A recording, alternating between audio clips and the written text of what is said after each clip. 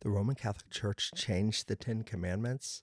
Well, the answer is yes and no.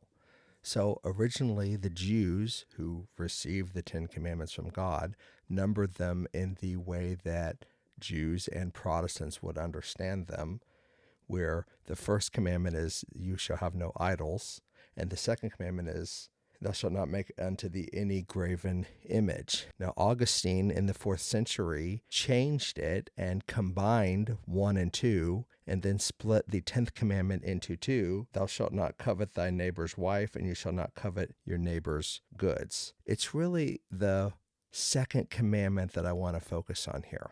I think what Augustine saw was that there was the danger of claiming idolatry with respect to the second commandment because you're claiming that the real presence of Christ is in the bread and the wine, and that could be construed as a graven image. And I don't think that he was interested in that. If you kind of sweep the second commandment under the first commandment and just say, oh, it's idolatry. We define ourselves as not being an idol, and we define the bread as being the real presence of Jesus Christ, and therefore we're not idolaters. However, whenever we have the second commandment, as understood by the people who received the commandments, the Jews, thou shalt not make unto thee any graven image. And the graven image was kind of like an idol, except that it was an idol claiming that it was Yahweh or claiming that it was God. And isn't that pretty much exactly what Roman Catholics do?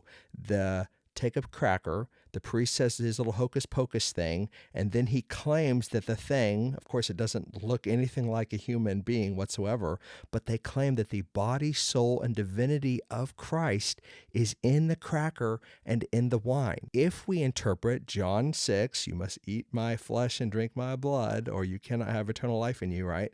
If we interpret John chapter 6 through the lens of the second commandment, which Augustine swept under the rug, then we understand that we could never conclude that the real presence of Christ is in a physical form, because that would be a graven image. So how interesting that Augustine saw this issue and he wanted to sweep it under the rug.